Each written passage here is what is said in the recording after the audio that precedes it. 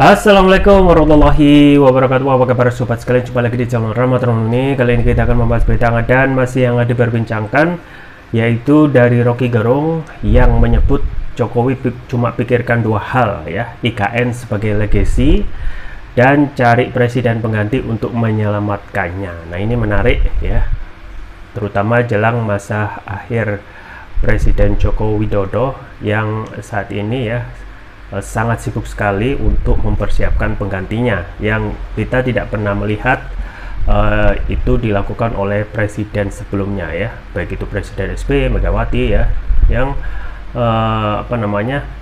mengalir saja ya untuk presiden ya, karena urusannya itu sudah ada yang mengurus, yaitu KPU dan Bawaslu.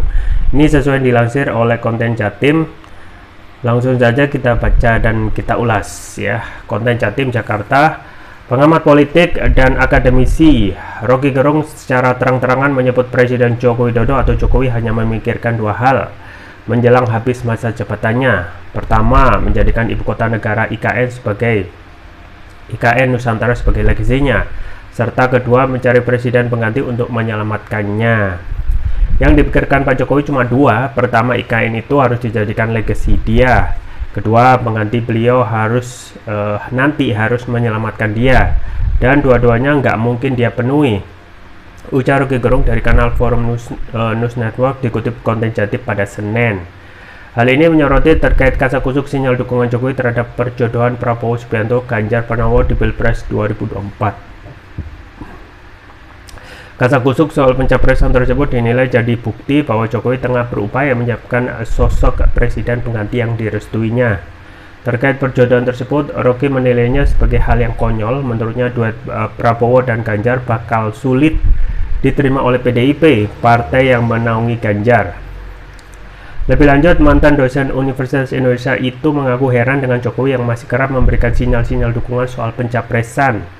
Sebab Jokowi dinilai Rocky cuma punya endorsement power yang tersisa 7%. Jadi menurutnya sebenarnya endorse dari Jokowi itu tak punya dampak besar buat elektabilitas tokoh-tokoh yang kerap di endorse tersebut, termasuk buat Prabowo dan Ganjar itu sendiri. Jokowi berupaya untuk menyodorkan seseorang yang bisa menjamin dia, ucapnya. Tapi kan Kompas sendiri menulis bahwa atau riset ya, endorsement power Pak Jokowi itu mungkin sekarang tinggal 7%. Jadi apapun yang disodorkan Pak Jokowi itu justru tidak akan berakibat secara politik, terangnya. Sinyal dukungan Jokowi itu tutur Rocky adalah bentuk memberi kode pada Ketua Umum ya, Ketum PDI Perjuangan Megawati Soekarno Putri. Jokowi seakan ingin menyampaikan apabila Megawati tak segera mengusung Ganjar, maka Ganjar bisa segera dititipkan kepada Prabowo. Dalam sinyal itu diucapkan kan sebetulnya Jokowi cuma mau bilang, Bu Mega, kalau Anda tidak mau Ganjar melalui PDIP, Ganjar bisa saya titipkan Pak Prabowo loh. Nah, itu bikin jengkel Ibu Mega, ucap Rocky. Sebelumnya aksi selfie bareng Presiden Joko Widodo bersama Gubernur Jawa Tengah Jateng Ganjar Pranowo dan Menteri Pertahanan Prabowo Subianto saat kunjungan kerja di Kebumen Jawa Tengah menuai sorotan banyak kalangan.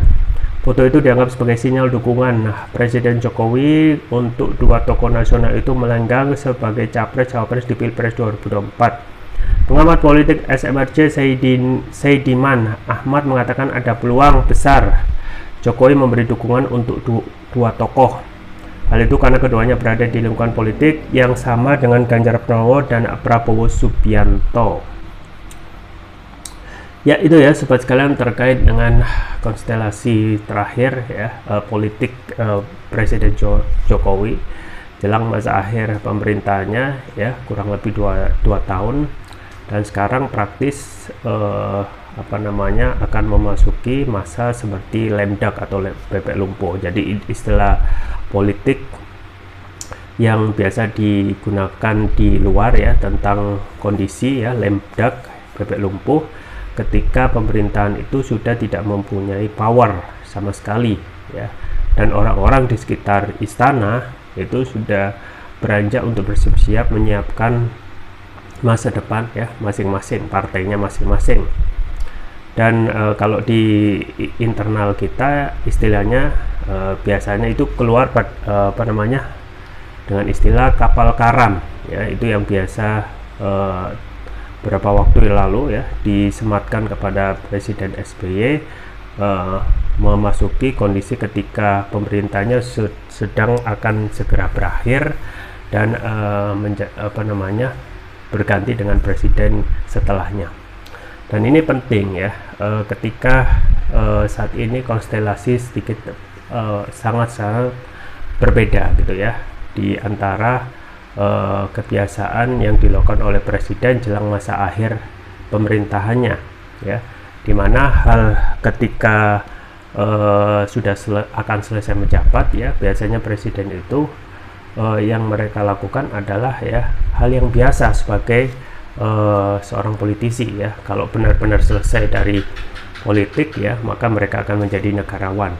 Dan itu juga yang dilakukan oleh presiden sebelumnya yaitu SBY ketika akan selesai masa jabatan ya fine-fine aja gitu ya.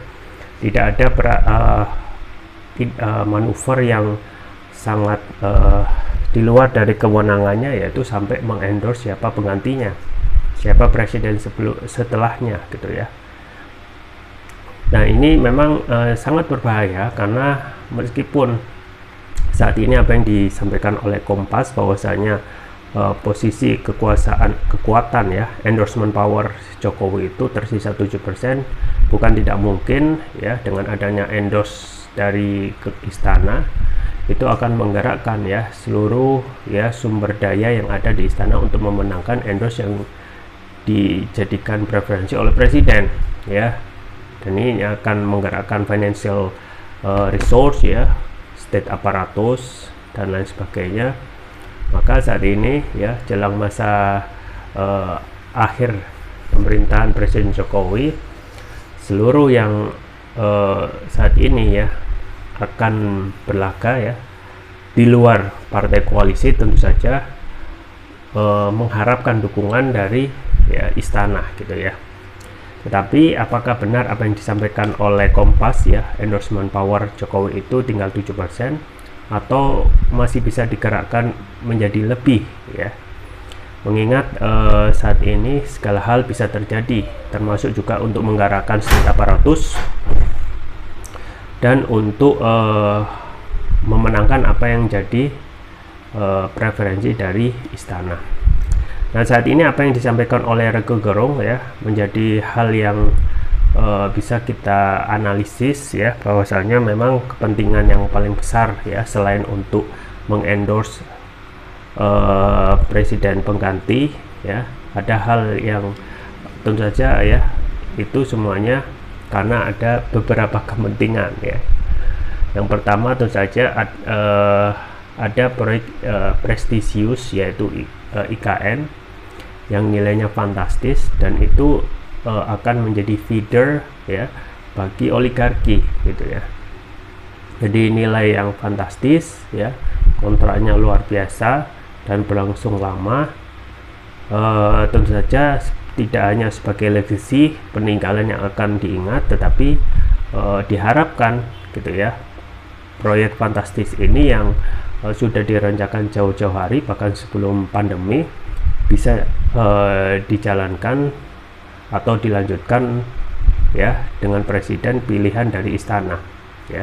Jadi oleh pilihan istana sajalah yang harus memastikan ya IKN yang sudah mulai ya meletakkan dari titik nol ini bisa ada kepastian keberlanjutan di presiden selanjutnya. Nah kemudian yang selanjutnya tentu saja kepentingan untuk menyelamatkan Presiden Jokowi ya dari endorsement itu, untuk menyelamatkan ya kemungkinan akan ada berbagai tuntutan dari civil society gitu ya. Jadi apa yang disampaikan oleh Bekawan Ekonomi yaitu Rizal Ramli pada masa pemerintahan selama masa pemerintahan Jokowi ini, jumlah perusahaan yang dimiliki oleh anaknya yaitu Kaisang itu berjumlah 60 ya. Bahkan ini bisa lebih karena bisa saja ada yang tidak dilaporkan, ada yang tidak diketahui oleh media, dan potensi akan diselamatkan ya ini ya bisa terwujud dengan keberhasilan presiden nanti yang akan berhasil ya pada endorse Presiden Jokowi ya, entah itu Ganjar atau Prabowo ya, yang meskipun keduanya itu ya masih bisa dikontrol oleh istana. Nah, selain ada potensi KKN yang kemungkinan akan bisa dibuka lagi ya, sama seperti kasus PM Malaysia terbaru Muhyiddin ya, yang dicokok oleh KPK-nya Malaysia karena terlibat korupsi. Nah, kemungkinan untuk Presiden Jokowi ya bisa saja ya, meskipun kita ketahui hukum kita memang terlihat ya belum menerapkan equality before the law. Belum ada contoh-contoh misalnya keberanian dari ya aparat penegak hukum, termasuk juga KPK, kepolisian yang mau ya berani dan tegas ya untuk bersifat equality before the law ya, menyeret siapa saja yang berpotensi dahulu ya pada masa pemerintahnya, yaitu presiden itu ya melakukan KKN, korupsi, kolusi, dan nepotisme. Jadi bukan korupsi saja, tapi kolusi dan nepotisme untuk memperkaya diri, termasuk juga untuk memperkaya kerabatnya, misalnya anaknya. Dan kita ketahui perusahaannya luar biasa banyak untuk diajukan di pengadilan gitu ya, dituntut ya, diminta keadilannya, dan diminta ya untuk mempertanggungjawabkan dari mana asal kekayaan ya, kemudian perusahaan yang banyak pada saat memimpin. Nah, ini penting ketika sudah ada preferensi kepada seseorang yang akan di endorse ya, dan itu akan terwujud tentu saja ketika endorsement itu. Dan ini yang patut diwaspadai adalah menggerakkan state aparatur untuk memenangkan preferensi dari presiden gitu ya, menggerakkan state financial ya, kemudian state aparatus ya, untuk memenangkan kontestasi pilpres ya sesuai keinginan istana. Nah, ini kan problem ya. Dan ini terkait juga endorsement yang sangat getol sekali dilakukan oleh presiden ya. Semula pada saat relawan Jokowi ini kalau nggak salah dikumpulkan di KPK, disampaikan endorsement untuk memberikan preferensi calon presiden yang mempunyai rambut putih ya, kepala berkerut dan lain sebagainya. Di saat-saat ulang tahun partai-partai ya, juga sering disebutkan ya, misalnya Prabowo ya, kadang-kadang nanti akan menjadi presiden selanjutnya gitu ya, dan lain sebagainya. Dan yang terakhir ya, kita ketahui ada sinyal ya ketika mengundang Prabowo dan juga Ganjar dalam panen raya di Jawa Tengah ya, terkesan ada sinyalmen akan menunjukkan bahwasanya terkait juga promosi gitu ya, agar ya saat ini yang mempunyai elektabilitas moncer yaitu Prabowo dan Ganjar ya, selain di luar itu yaitu Anies Baswedan, Prabowo dan Ganjar, agar didesak untuk segera dideklarasikan sebagai baca pres gitu ya. Karena saat ini ya, meskipun survei itu sudah dipercaya sebagai campaign manager untuk untuk menaikkan popularitas termasuk juga elektabilitas, tapi kalau belum ada kepastian untuk di endorse ataupun dideklarasikan oleh partai politik ya sama saja gitu ya, sama saja itu nol atau zong gitu ya. Dan saat ini memang terkesan ada ketidaksabaran ya dari istana untuk segera memberikan kepastian siapa yang akan dideklarasikan oleh partai politik yang sudah memegang golden ticket. Saat ini yang partai politik yang mempunyai kemampuan atau golden ticket tanpa melakukan koalisi untuk mencalonkan baca pres itu hanya PDIP ya. Tapi PDIP hingga saat ini belum ada kepastian akan mencalonkan siapa gitu ya.